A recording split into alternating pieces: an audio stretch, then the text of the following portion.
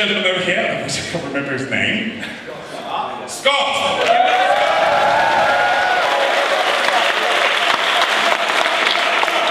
He's just filming at the moment, so he's just going to stand over here like this. And Laurent's just in the bathroom, so we'll just wait a moment. Hello, check. Or in the loo, as you say here. Hey, bronies. How's it going?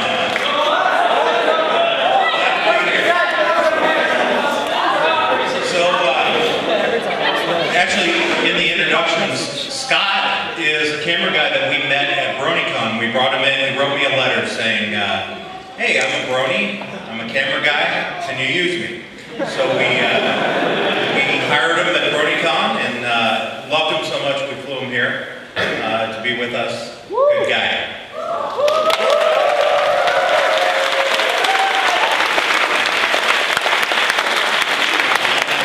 Also, a number of people asked on Kickstarter, are those big backers real?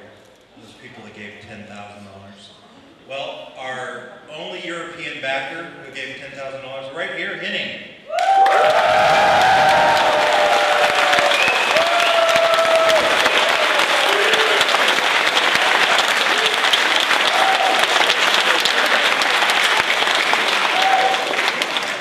Henning is so cool. Not only did he give us the money, but he said, I want to come and hold cables. And I want to help you out. I want to be a production assistant. So he's been with us. He was with us in Germany.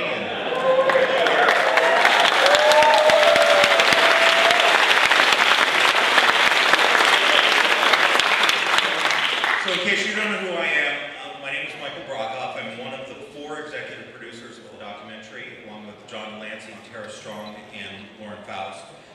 This is Laurent Malaquais. He is the director of the documentary.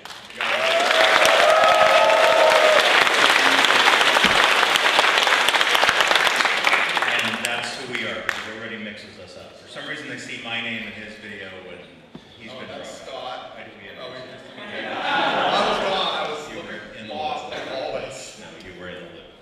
Well, I couldn't find my way back. So what we have for you today, we'll tell you a little bit about the documentary, we'll answer a lot of questions, and we have 3 exclusive clips that we brought with us. That you'll be the first to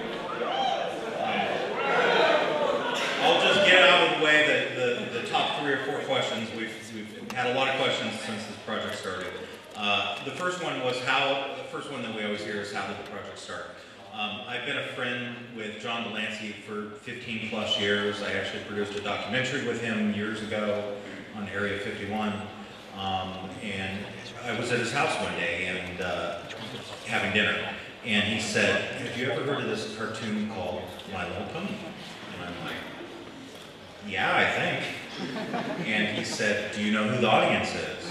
And I said, well, little girls, of course. And he said, well, you would be surprised. And he went to describe how he had voiced the show, kind of forgot about it. He's a working actor, does a lot of gigs.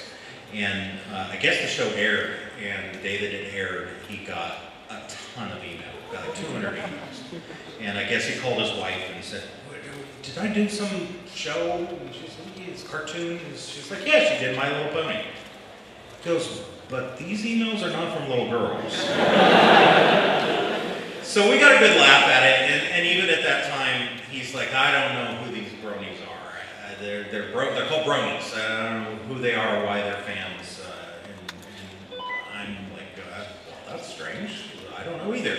And so I went and started thinking about it, and I called him up a couple days later and said, John, we should do a documentary on who the bronies are.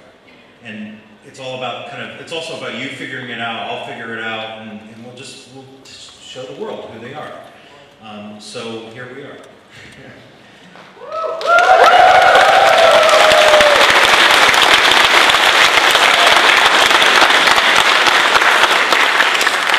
So we'll get the other 2 common questions out of the way. We always hear, are you a brony? And the answer is, kind of.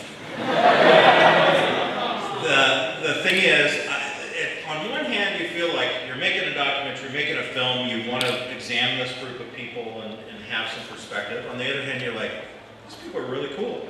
And I'm going to be one of them. And I like their values, and I like what they stand for. So I'm saying now, half Brony until we're done. Plus Mike's been buying t-shirts. I have been, well, which leads to the second question, which is who's your favorite character? And I do own some Pinkie Pie shirts.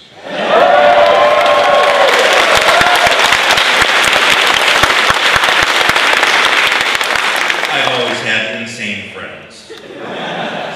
Hence, Laurent, one of my friends, longtime friend, who I brought in on the project, and he can tell you who his favorite character is.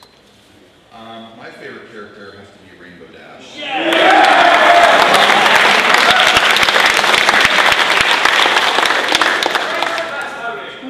What's that?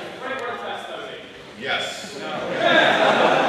Okay, so questions, documentary questions.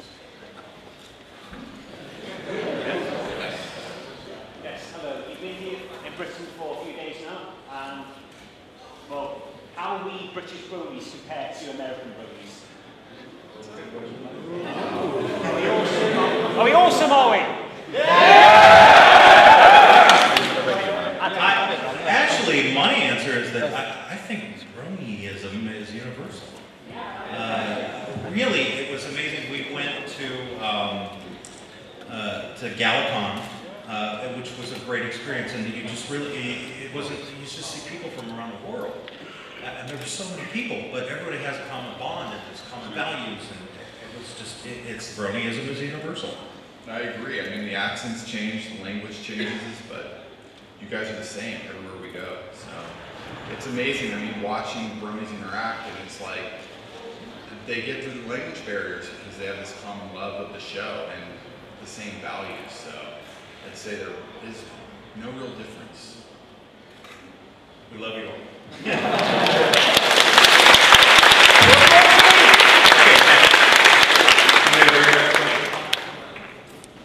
Go ahead. Yeah. How long, like a ballpark estimate, is this like going to be? Like in length, like 30 minutes, an hour? Have you got any idea? That's a good question. We are going for a feature-length documentary. So feature-length usually means 90 to 120 minutes. Ultimately, that's going to depend on, we have taken the approach for the documentary of, and maybe you can talk a little bit about this, we're following a number of storylines, and it depends on how they edit together and if they keep your attention, and there's various factors in going into that, whether how long it plays, but we're not limiting ourselves, oh, it has to be this. We're going to just see how it plays. Yeah, we have no set time. We have a lot of stories, and so we're basically cutting them. The stories are really long, and then we're comparing the stories, and then we're sort of going to find our thread between them. And some stories will get longer, some stories will get smaller, and that will dictate what the final length is. And then obviously, at that point you start realizing like, well, which is our A story, our B story, and then the really, the kind of the meatier stories will take up more space, and the other ones that sort of echo the same sentiments might be like, moved around to create these threads. So we don't know. It could be 80 minutes, 90 minutes. We're not sure yet. We'll tell you about a couple of stories, including we want to talk about Alex because we have the Alex clip. But the stories also range from some pretty serious, intense stories to just fun moments, and we have some of the fun. A serious clip. Well, we'll talk about a serious clip, and then we have two fun moments to show you. Should we show them? Let's show them BronyPalooza.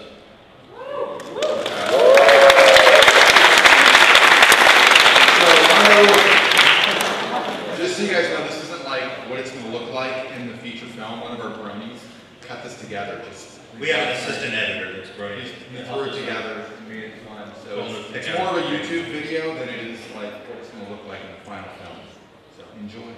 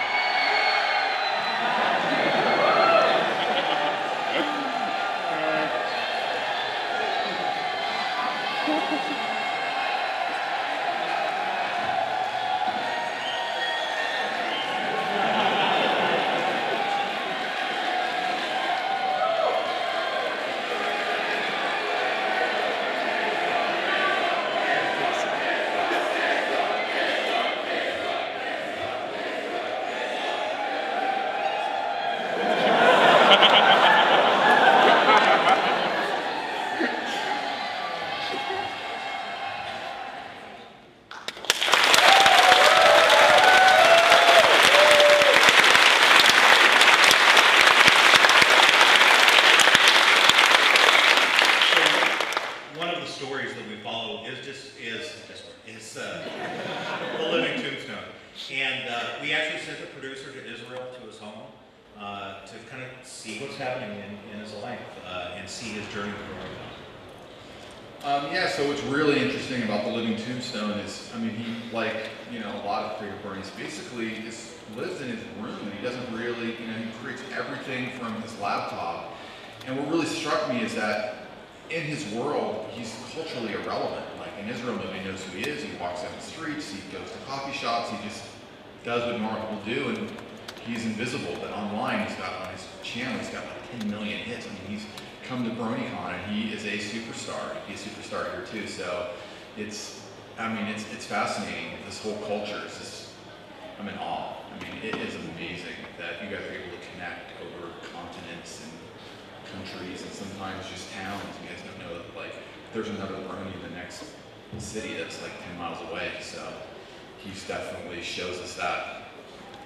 Questions? Go ahead.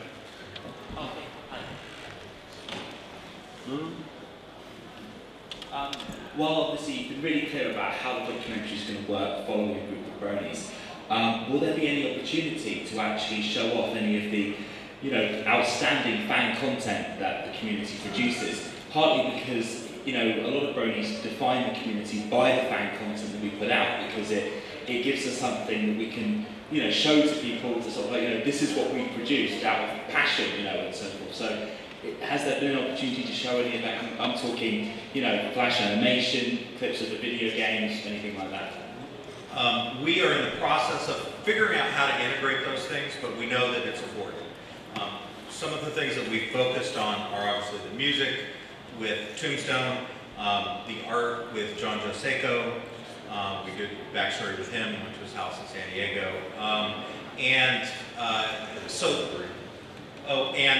for this convention, Laserphone 3.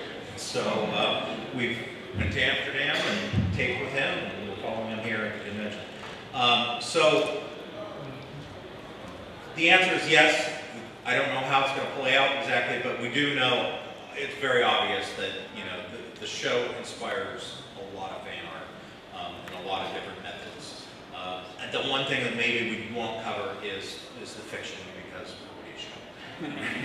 Here's the printed words. But yes. Okay, there's somebody over here. Yeah. Go ahead. Hi. Apart from the people in this room, who's your target audience for this documentary? What's happening is that we are kind of releasing two versions of the documentary. In, hopefully, November, we're going to release the version that is a little more for the fans. It's going to be the one that includes things like, for instance, maybe the fire at BronyCon, because fans will find that fun. What's going to happen is early next year, we're planning on cutting together kind of a different version that's going to incorporate all the cons together and probably call it Bronies. And that one's going to be geared towards kind of a more general public. And then, you know, it probably wouldn't include something like the fire, because the public wouldn't really care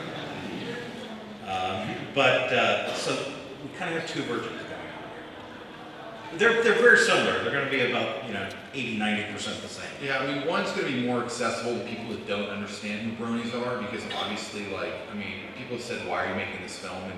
And yeah, there's a lot of stuff on YouTube, a lot of Brony created content, but I mean, that's great that it really is only accessible to Bronies. And so this film, like the first cut, is going to be more accessible to Bronies, you know, a feature-length film that you guys will all celebrate and understand and have all the in-jokes in it. But something that the second version will be more accessible to people that have no idea what this fandom is. That allows them, that'll give them at the end of watching that, to be able to jump online and watch everything that's going on and understand it. I mean, that's our goal for the second version. So it'll allow them to access the culture. They're all, sorry.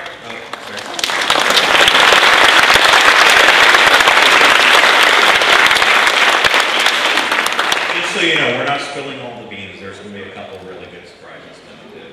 So. Next, go ahead. Oh, go ahead. Sorry. Okay, so in addition to Tara Strong, what was it like meeting all the other voice actors, like Tabitha St. Germain, Ashley Ball, Shannon Chan Kent, the Cutie Mark Crusaders, and Andrew Libman?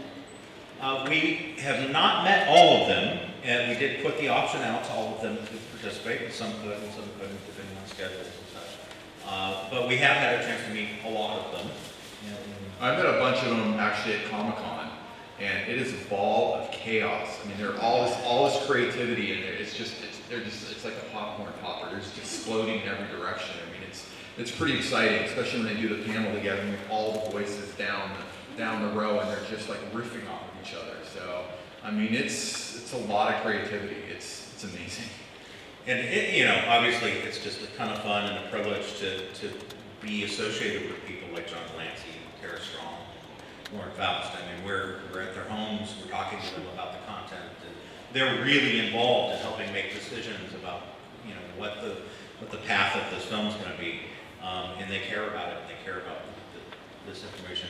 And Lauren Faust really is appreciative to Brony's. I mean, she can't thank you guys enough. I mean, she's so touched and moved by you guys in ways that she's still trying to understand. I mean, it's just been so much for her, but she is profoundly moved by you guys, just so you guys know.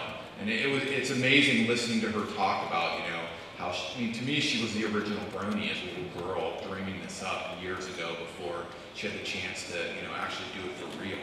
So, I mean, she's an incredible person. Yeah, and she's great to listen to. I mean, I can't wait for everybody to see the interviews and stuff, because, I mean, we're privileged enough to sit there and just hear from her personally, like how she thought of the show and what, she did this and she did that, and just amazing stuff. And even, coming into it not knowing anything about the world, she explains it all, and she's everything about the world of My Little Pony has a purpose and a meaning. It was very intentional, and so it's no surprise that it's become so popular. Yeah, she's very specific about everything that's in the show. At least it began that way. And Tara, of course, is a ball of fun. As a matter of fact, I want to play the Tara clip. Yep. I don't know if this will make it in, but this is a pretty good one. Here's Tara trolling. Is it the troll? Yes, Troll Tara. Brony. That's the correct video?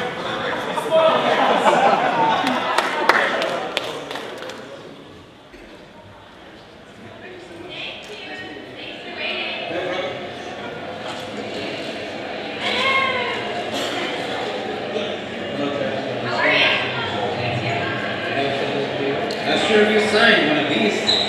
Not yet, but I like it. Ooh. See, now this I'm keeping. Thank you.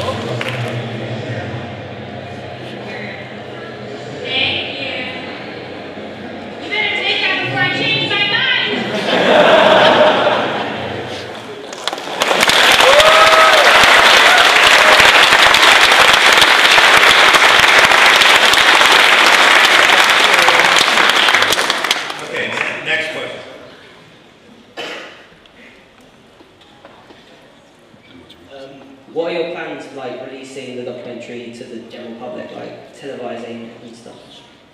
What we're hoping is that, obviously, come November, we're going to release to the backers through the electronic or electronic downloads and the Blu-ray discs. What we want to do with the Bronies documentary, and it's part of why we're kind of cutting together a separate documentary, is do a deal with a bigger distributor, so that that will be released hopefully on things like Netflix, and they don't have Netflix here, but whatever you have here, like it. Hopefully, some television deals, that kind of thing. A bigger, kind of more mainstream release. We're hoping to work with a distribution company. We're also, first actually part of that process is taking that film to some film festivals and entering it. Yeah, I'd love to see this thing, do the festival circuit and get some hype that way and get some reviews. And that's usually a good way to release a film. It goes through the festivals, it gets reviews, it gets those little stamps on the boxes. And then it gets picked up from there, and then you bring it to the distributor. But yeah, I'd love to see this thing in festivals. I mean, I'd love for it to tour around, and then Bronies can go see it, in a theater. Because I mean, it's really difficult for documentaries, especially, to get up on the big screen unless it's like some sort of blockbuster release, and there's very few of those. So I mean, who knows? Maybe it will. I don't know. But at least if it gets in the festivals and it circulates around Europe and America, then people can go and see it, which would be awesome to see you guys in the audience.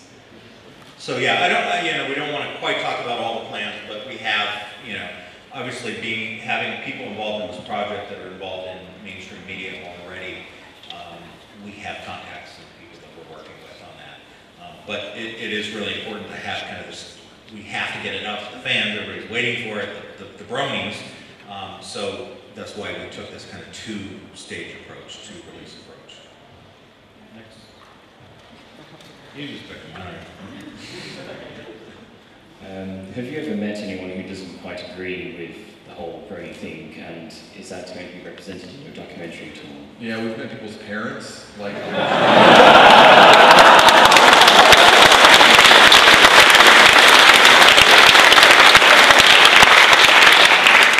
people's parents, people's siblings, people's neighbors. I mean, there's an opposing force out there. I mean, to me, it's really puzzling because it's like, why are you guys hating on Bronies? It doesn't really make any sense to me. Yeah, I mean, I guess if you gotta hate something, but it seems really unfair because I mean, Bronies love and tolerate. So if you're picking on people that are loving and tolerating, I mean, you're not really getting a response.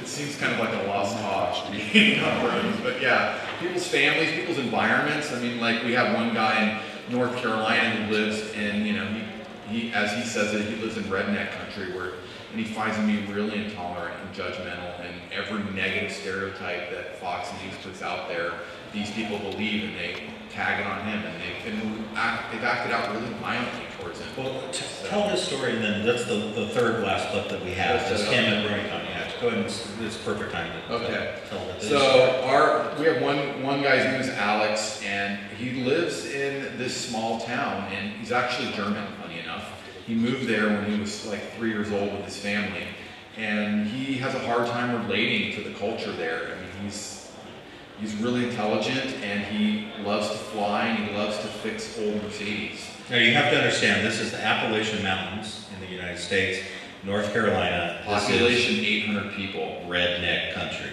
I mean, they're driving around in big trucks with shotguns, and they go and shoot things every day. That's the kind of place that he lives. And obviously, he's not that guy. I don't think he doesn't own a gun. He's not into guns. He's not into violence. He's into My Little Pony. So obviously, the rednecks are like, you need to leave the ponies alone and become a redneck, and he won't do it. And he's really stubborn. He is as stubborn as the rednecks are, as they are intolerant, as much as he loves the show. So his whole thing is, he's had his windows bashed in his car. He's had guns pulled on him. I mean, they basically told him, you need to leave town or stop playing with the ponies. And so after bashing in his windows, he got a big Twilight Sparkle banner in his back window, and he drives around town.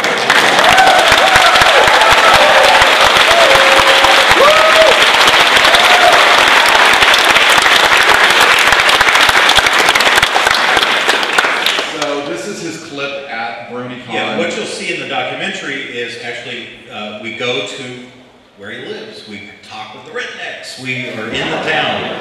He retells the story. But then this is later. This is at BronyCon. This is when he actually like goes to BronyCon and he's talking to the man who's Brony, who's likes to mentor people and sort of guide them away from the errors that he committed when he was at that age. So they have this great little heart-to-heart, and we can roll the clip.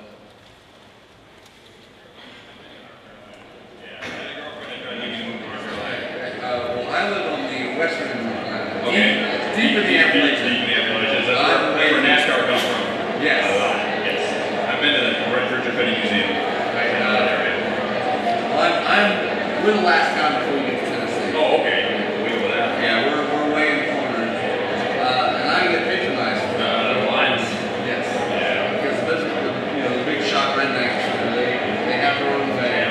And they because we're so quick to jump to assumptions, they automatically associate companies with gay, early, loud, Dude, I work as a Harley Davidson parts counterman. Okay. And I wear my Rainbow Dash stuff on the counter with angels and Mongols coming to my counter. Okay? And they're all like, what's that? I was like, dude, don't worry about it. Yeah. I was like, you want that?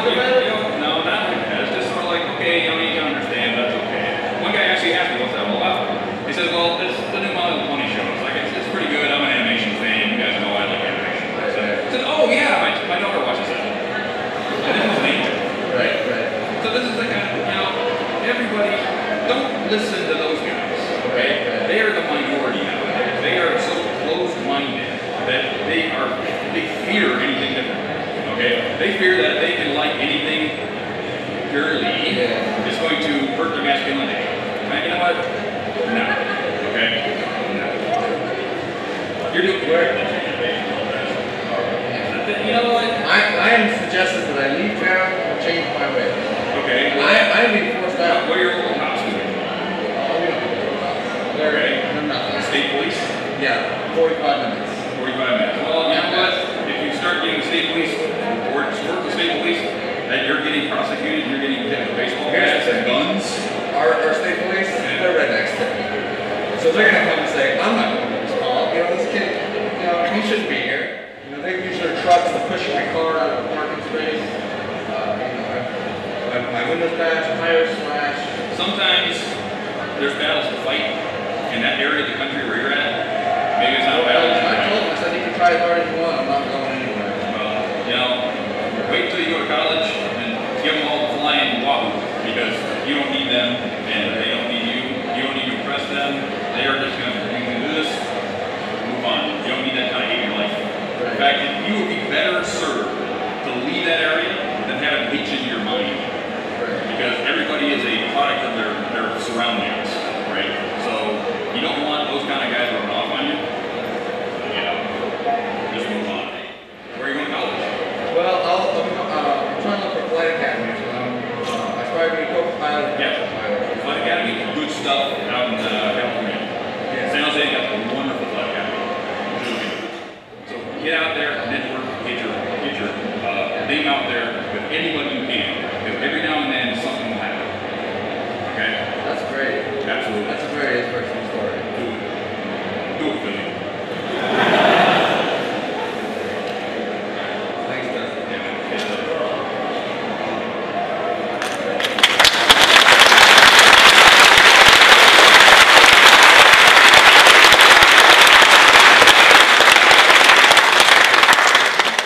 This is where...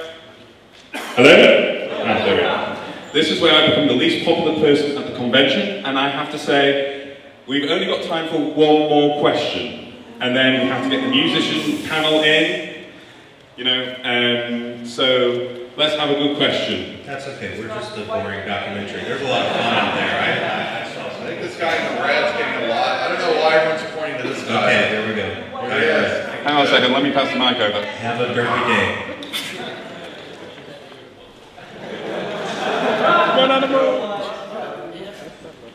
Hi. Are there any assumptions that you had before you started the documentary that were ruled out, and are there any that you of course you thought beforehand and Brony's proved they were right? Of of course. But wait, it's the same as everyone else, because we get the same thing. Well, they must be gay. They must be perverts. They must be weird. You know, the same thing. It's the same stuff that when we tell people, hey, I'm working on this documentary, you hear it every time. And of course, we thought the same thing. So, you know, the funny part was that's what we said. Let's figure this out. Let's figure who these people are. And we began to find that, okay, well, all those assumptions are pretty much wrong.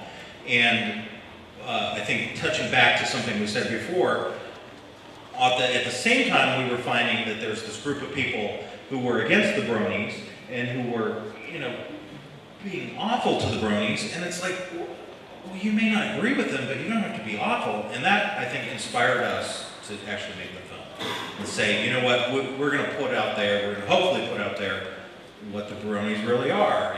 For the most part, obviously, everybody's an individual, but you know. I would agree with that. I mean, I really got inspired because, I mean, I didn't know what they were, and I heard a lot of negative things, and I was watching it, and these people are really creative, they're doing some cool stuff on the internet, but that's about all that I knew.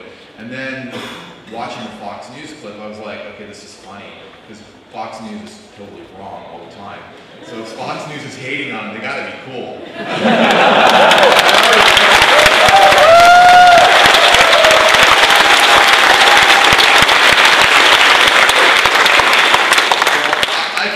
I can pretty solidly say that we've proved everything that Fox News has said to be wrong.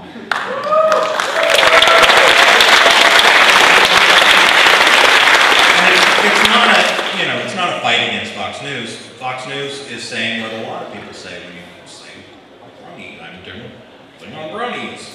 Yeah, they're just echoing the thoughts of a lot of closed-minded people that don't want to look just like beyond the surface. And a lot of people in this world do that. I mean, a lot of people. And the question is, why is it okay for people to do that? Why do we have an environment in this world, not just in the U.S., here, everywhere, that people are willing to take a whole group of people and just dismiss them without knowing what they're all about? And that's not right. I think it's humanity, and people just do that in general. They find things that are easy to compartmentalize and just say that that's that and this is that, and you know, people get lumped into these categories, and it's like you got to enlighten them and say, you guys are wrong. So, you know, hopefully through these stories that we're going to tell, we'll find out a little more.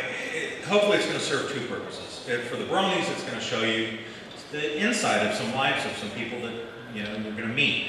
And hopefully you're going to enjoy that and see what their struggle's been and how they've dealt with it.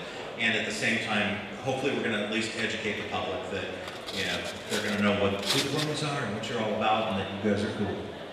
So, that's it.